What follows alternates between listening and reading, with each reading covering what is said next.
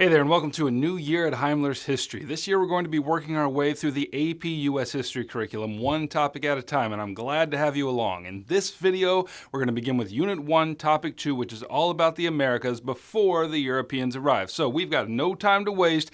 Get them brain cows ready. I'm about to milk them. Let's get to it. All right, let me begin by telling you why we're starting with Unit 1, Topic 2, and not Unit 1, Topic 1. In every unit of the AP US History curriculum, the first and the last topics basically just review the whole unit. And I've got videos reviewing the whole unit, so we're just gonna skip those. Good? Good. So we begin our study of United States history before there even was a United States, namely in Native America. Now, the big idea that you need to take away from this video is that before the Europeans arrived on the American shores, Native American peoples organized themselves into diverse cultures depending on where they live. And it's the diverse cultures part that I need to emphasize. Commonly, when we think of Native Americans, we think of guys on horses killing buffalo and retiring to their teepees at night. And we just sort of paste that idea over the whole continent, but that is patently untrue. Some Native Americans lived in fishing villages, others roamed the land as nomadic hunters and gatherers, some settled down and got their farm on, while others congregated in giant city-based empires. So you have to realize that when we encounter the Americas before the European arrival, we're dealing with a very diverse set of folks. So let's just take a jaunt around the American continents and see what's going on. First, let's talk about Central and South America. There, three major civilizations emerged, all of them boasting large urban centers, complex political systems, and well-formed religions. Let's start with our friends the Aztecs in Central America, or Mesoamerica. Now, you may hear these people referred to as the Mexica, which is what they call themselves, so don't get confused. Aztecs, Mexica, Semeca. They had a magnificent capital city called Tenochtitlan, which at its height was home to 300,000 people. They had a written language. They employed complex systems of irrigation. Priests upheld a cult of fertility, both for the land and for the people. And such fertility was only upheld by human sacrifice. All right, people, the crops are looking a little peaked. Population is down.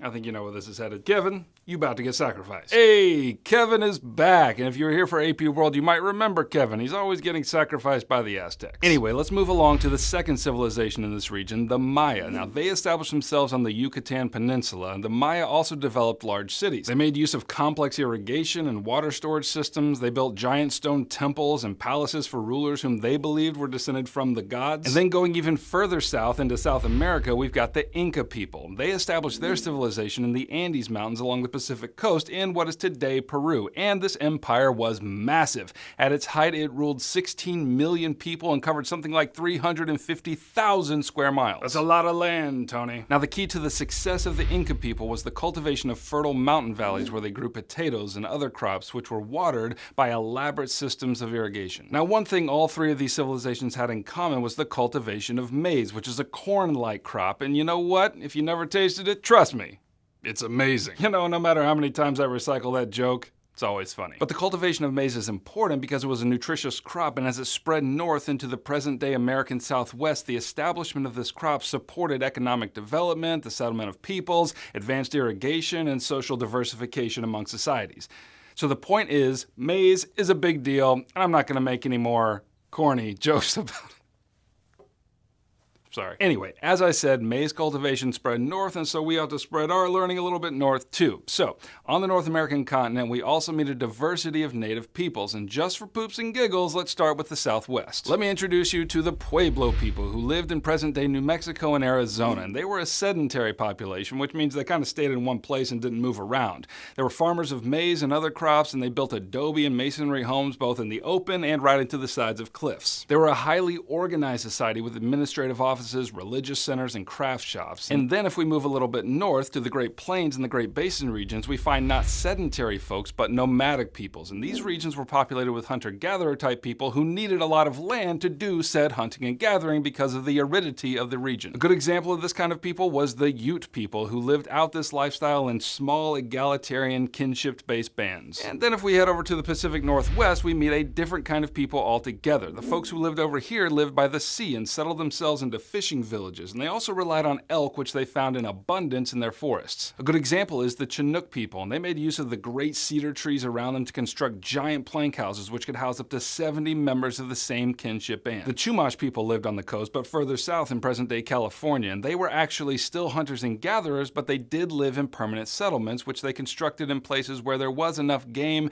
and vegetation to support all their hunting and gathering. All right, now let's head over to the Mississippi River Valley, where we're going to find much larger and more complex societies, chiefly because the fertile soil surrounding the rivers meant that societies could stay put and farm and develop. I'll introduce you to two of them. First, the Hopewell people. They lived in towns of about 4,000 to 6,000 people, and they traded extensively with other regions as far away as Florida and the Rocky Mountains. Also in that region, we have the Cahokia people, who boasted the largest settlement in that region, and at its height, the settlement counted somewhere between 10 and 30,000 people. The government was led by powerful chieftains who centralized the government and engaged in extensive trade networks from the Great Lakes all the way down to the Gulf of Mexico. And finally, let me introduce you to some folks living in the northeast of America, namely the Iroquois. They lived in villages made up of several hundred people where they grew crops like maize and squash and beans. Also, like their Pacific Northwest counterparts, they built and lived in longhouses where they lived with anywhere between 30 and 50 of their family members. All right, that's what you need to know about Unit 1, Topic 2 of AP US History. If you need any help getting an A in your class and a 5 on your exam in May, then do yourself a favor and grab my A-Push review packet right here. If you're new here and you want to join the beard enthusiasts here at Heimler's History, then go ahead and subscribe and I'll keep making videos for you.